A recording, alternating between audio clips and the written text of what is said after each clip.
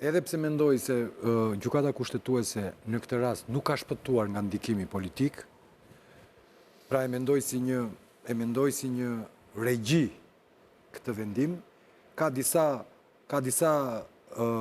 arsye, çfarë nuk kuptoni kur thonë regji, zoti Sulak? Ja, do të thënë nuk ka ndodhur, është pa precedent. Apo një dirigjim që vjen nga qeveria? Po indikacion politik sigurisht ka majoranca. Opozita nuk ka tashmë asnjë ndikim te organet e drejtësisë.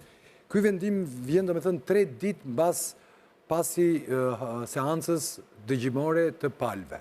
Dhe të premten u bë seanca, të hënën u dha vendimi. Është e pa precedent. Gjykata kushtetuese 30 ditë, po ka 30 ditë. Pra ka qenë. Aty kanë votuar gjykatës pro majorancës, kanë votuar kundër majorancës dhe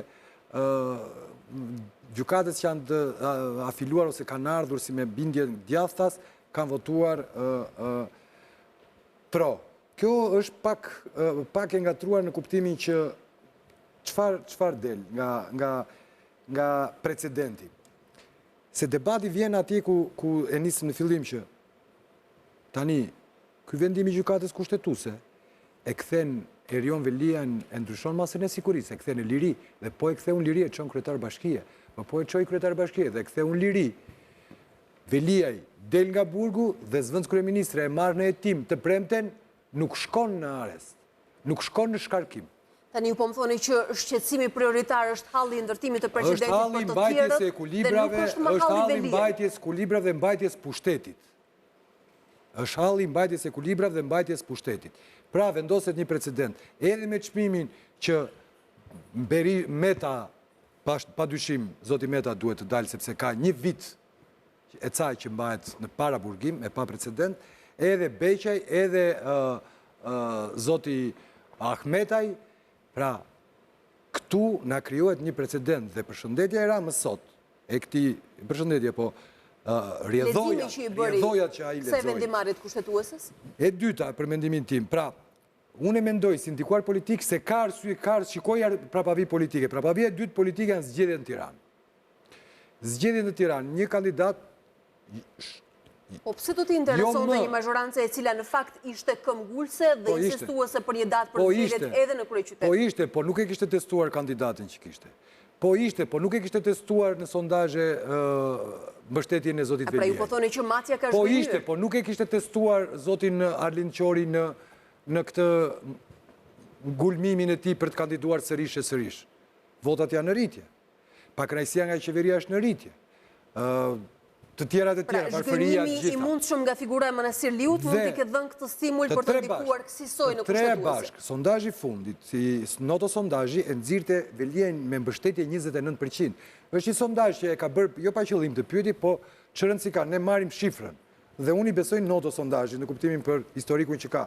Dilte 29% mbështetje. Ishte para shprehjes së gjykatës kushtetuese në kohë kur ishte në burg dhe brenda qeverisë. Para shprehjes. Atëherë 29%. Ja do mbeten 10. 10% është mbështetje. Zoti Qori që thamë. Po kandidatja që nuk tërheq. Po zoti Binaj nga ana tjetër që vjen nga një papërlyer. Pra, këto konjunktura politike e bënin situatën e pushtetit të kryeministrit të qeverisë të parashikueshme. Minimumit parashikueshme, maksimumit të lëkundshme. Për mendimin tim ka... Por që ka vendosur drejt as diskutohet, është debati kaluar për mua, dhe kemi diskutuar këtu.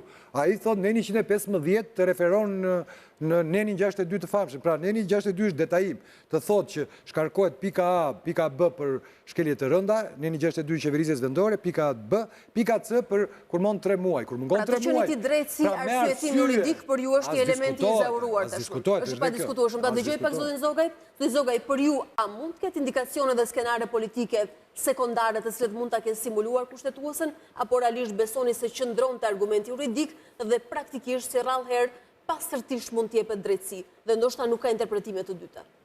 Pasoja ka, pasoja politike, por nuk besoj se vendimarrja është nisur nga arsye politike. Është një vendim sovran, mendoj unë, i shumicës në gjykatën kushtetuese, që e ka parë këtë nenin e taksativ që parashikon shkarkimin e kryetarit bashkisë kur mungon 3 muaj pa bërë asnjë shtojtë tjetër, e ka parë të ndërlidhur me ligje tjera, si me thënë, Dhe ashtu edhe argumenton. Pra, nuk mjafton ky nen që thot shkarkohet në qoftë se mungon 3 muaj, por kjo pa vënë asnjë gjë tjetër, por kjo duhet vënë në lidhje me ligje të tjera. Kështu që është një interpretim që shumica në gjykatën kushtetuese i ka bërë tërësisë se këtyre ligjeve që rregullojnë çështjet e shkarkimit ose jo të zyrtarëve të zgjedhur. Jo, rëndësi ka që në leximin tuaj, pavarësisht Kosovës pa diskutueshme politike, apo edhe kolateralit që mund të lërë pas kjo vendimarrje, ju thoni që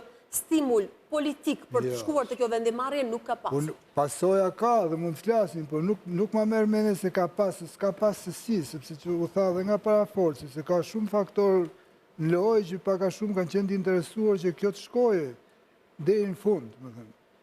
Ose minimalisht nuk kanë pas një interes, dhe më thënë që gjykata kushtetuese ta ktheje, kanë thënë ta bëhe si doje, i ka interesuar bile ndoshta edhe kryeministit që gjykata kushtetuese të marrë një vendim, ta marrë si ta marrë, unë do ta lexoj si, dhe më thënë, si që më duhet mua, si që ka ndodhë, do ta...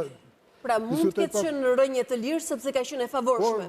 Po do të themi një gjë që, lidhje me pyetjen që shtrohet ju, se ajo është pyetje thelbësore, mendoj unë për formatin e diskutimeve tona, se ne nuk diskutojmë si jurist, diskutojmë, bëjmë analiza politike. Dimensionin politik. Pra kush mbizotroj, thotë, ju mbizotroj, bët një pyetje, të doni të drejtësisë, interesi kushtetueshmërisë apo i qytetarëve të këtij vendi? Mbizotroj kushtetueshmëria dhe asnjë interes, asnjë, as i 100.000 njerëzve, as nuk mund vihet në balancë me drejtën e një individi.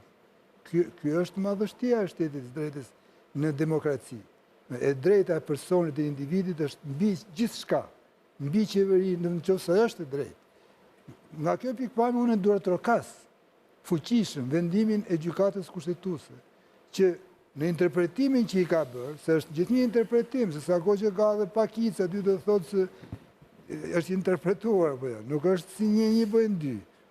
Sigurisht edhe ajo nuk ishte një vendimarrje e marrë në sinkron. Në interpretimin që i ka bërë shumica, ka prevaluar e drejta kushtetuese dhe për këtë arsye kjo duhet të përshëndetet nga të gjithë njerëzit.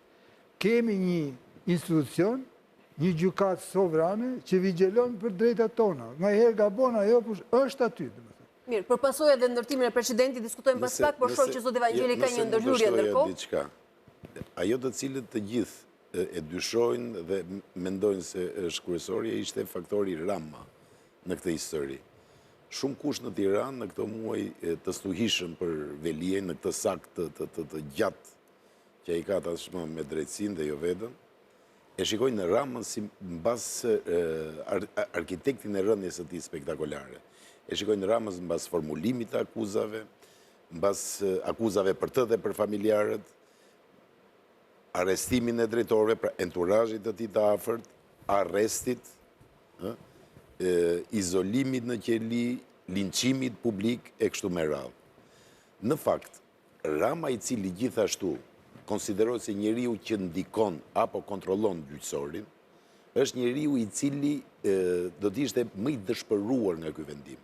Kishte ndezur motorët e partisë së tij, i kishte mobilizuar, kishte gjetur kandidaten prej 2 muajsh dhe ishte i gatshëm të mbyllte kapitullin e fundit njerëzor dhe politik me Veliajin. Megjithëse në leximin e sonte fillonte si justifikimi që i bleu edhe kryeministit për të rrëzuar këtë parandem. Ky vendim rrëzoi të gjithë këtë gjë. Unë nuk e besoj të gjithë këtë narrativ.